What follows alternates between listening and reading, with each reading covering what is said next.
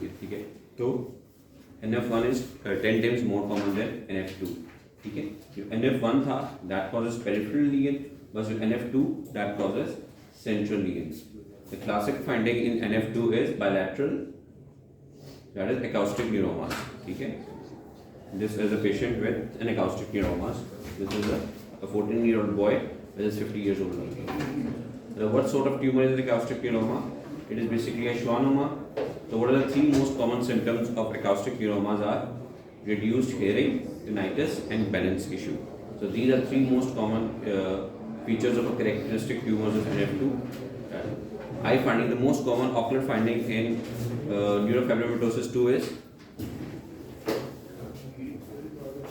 it's a posterior subcapsular cortical cataract. So the most common finding in ophthalmological finding in NF2 is a posterior subcapsular cataract or a cortical cataract. Are they usually significant? Yes. They occur prior to the presentation of acoustic neuroma, usually when the patient is in their 30s. So if you see a patient less than 30 years old with significant posterior subcapsular cataract or cortical cataract and have hearing issue, so you should consider. And these cataracts are unilateral or bilateral. They are bilateral. Both common presentations common. They can be both be unilateral or bilateral. Rare findings are combined hematoma of retina and RPE. So the most common ocular finding is the presence of a posterior subcapsular cataract, and the rare or less common finding is the combined hematoma of the retina and RPE. Also be rare is Lisch nodules. So Lisch nodules is the classical feature of NF1 and PSC is a classical feature of NF2. ठीक है, हमने बताया था कि NF1 में melanocytic lesions भी होते हैं और न्यूरोग्लाइड लीजन्स भी होते हैं. ठीक है, जैसे जो मेलानोसाइटिक लीजन्स और कैपुलर स्पॉट लिश नोड्यूल्स और न्यूरोग्लाइड लीजन्स के फाइब्रोमास होते हैं, और मैलिग्नेंट पोटेंशियल न्यूरोग्लाइड लीजन्स का होता है, मेलानोसाइटिक लीजन्स का नहीं होता. ठीक है, मगर NF2 में मेलानोसाइटिक स्किन लीजन्स कम होते हैं, न्यूरोलॉजिकल लीजन्स ज़्यादा होते हैं. ठीक है, होते नहीं है बिल्कुल, बहुत कम होते हैं. पेजल कैपिलर स्पॉट्स या लिश नोड्यूल्स हो सकते हैं, मगर क्लासिकल फीचर्स इसका न्यूरोग्लाइड लीजन्स है. Do NF2 patients have peripheral nerve tumors? जैसे उनके होते हैं, हो सकते हैं, बट वेरी रेयर, क्योंकि इनमें सेंट्रल ट्यूमर्स होते हैं, पेरिफेरल ट्यूमर्स नहीं होते. ठीक है, और जो सेंट्रल ट्यूमर्स होते हैं वो कौन कौन से होते हैं? These are schwannomas, meningiomas और ependiomas. ठीक है, NF1 में आर पेरिफेरल ट्यूमर्स और NF2 में सेंट्रल ट्यूमर्स होते हैं. NF2 is also known as Meesmann syndrome. अब उसका जो नया नाम है that includes multiple inherited schwannomas, meningiomas and ependiomas. NF2 का जो नया नाम है that is a multiple inherited schwannomas, meningiomas and ependiomas, क्योंकि सेंट्रल ट्यूमर्स होते हैं सारे, पेरिफेरल ट्यूमर नहीं होते. Ependyoma is a glioma that consists of ependymal cells. Ependymal cells क्या होते हैं?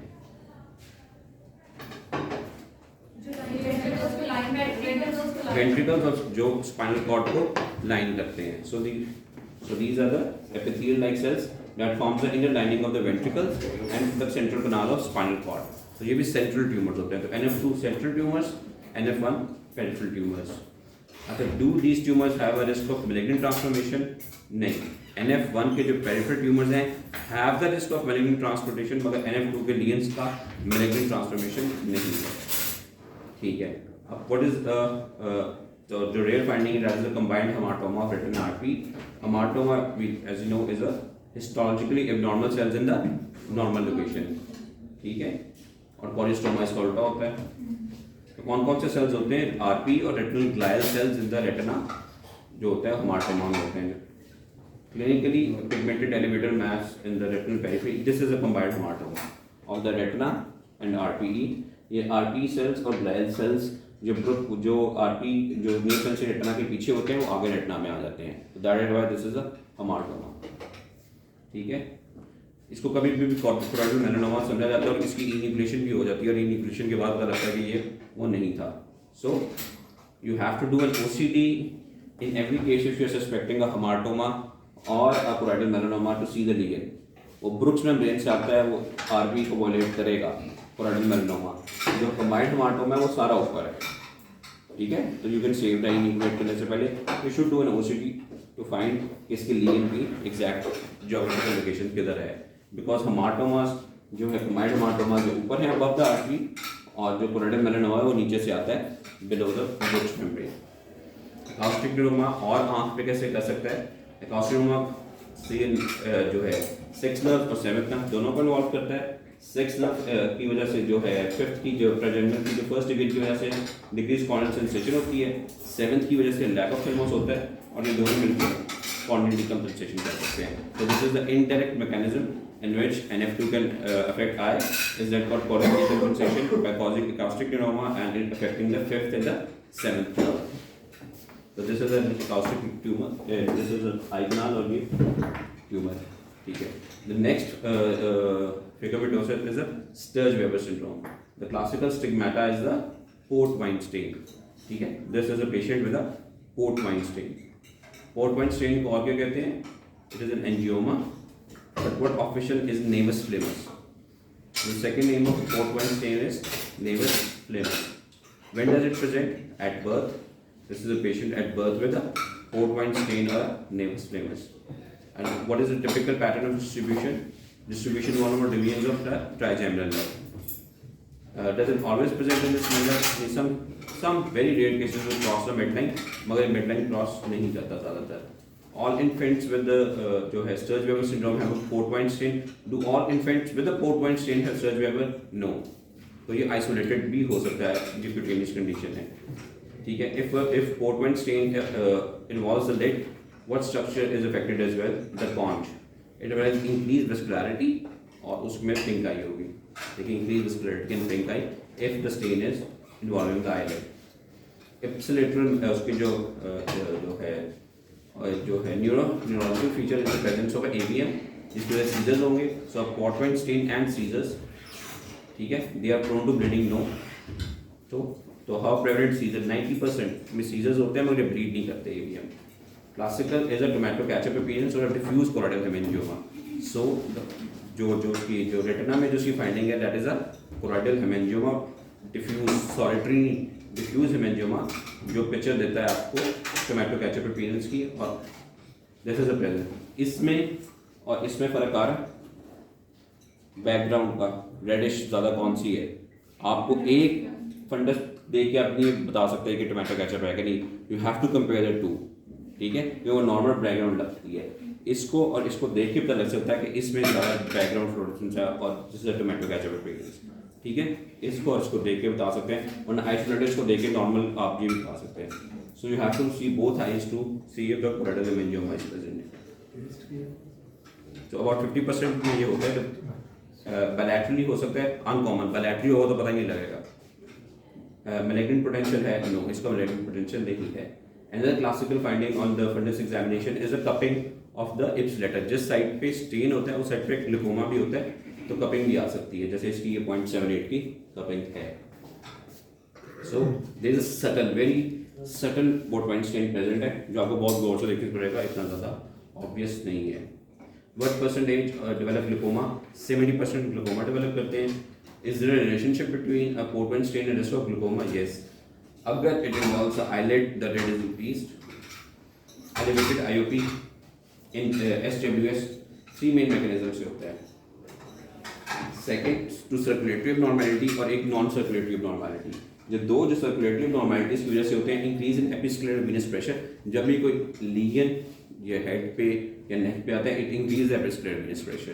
तो इंक्रीज एपिस्क्लेरल वीनस प्रेशर से भी हो सकता है, इंक्रीज बॉडी परफ्यूजन की वजह से भी हो सकता है, दैट लीड्स टू हाइपरसेक्रेशन, और एंड पे डेवलपमेंट नॉर्मैलिटी और ड्रेनेज एंगल की वजह से भी हो सकता है. तो 3 मैकेनिज्म है जिससे स्टर्ज-वेबर ग्लूकोमा कर सकता है.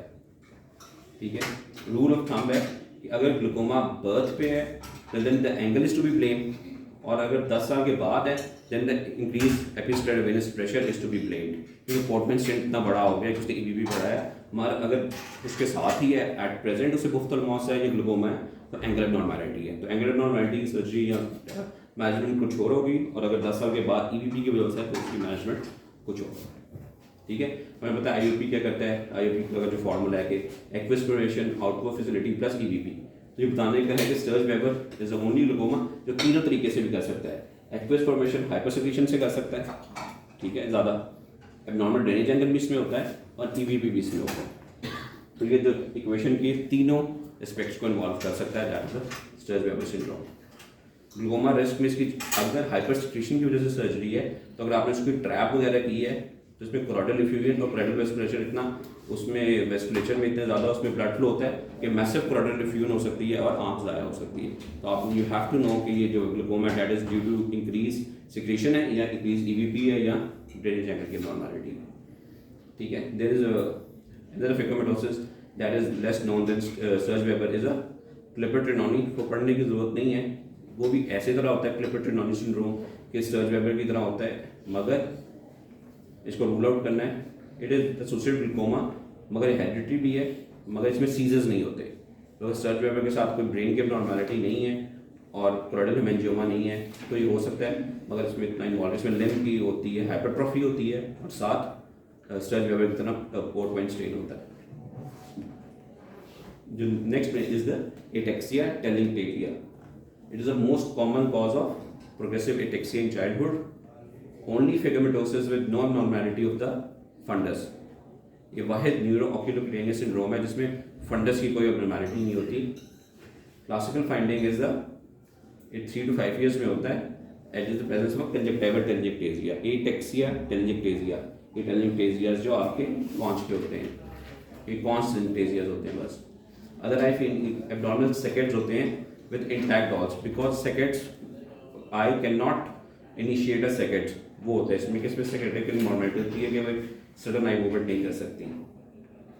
एबनॉर्मल इम्यून फंक्शन होता है इसमें, क्योंकि ये एटेक्सिया टेलिंगटेकिया में that is the presence of T cells और इम्यूनोग्लोबिन लेवल्स आर एबनॉर्मली लो होते हैं, तो they can not fight of infections, और उनकी थाइमस जिसकी वजह से हाइपरप्लेजिया हो सकता है क्योंकि इनमें इम्यून फंक्शंस नहीं होते।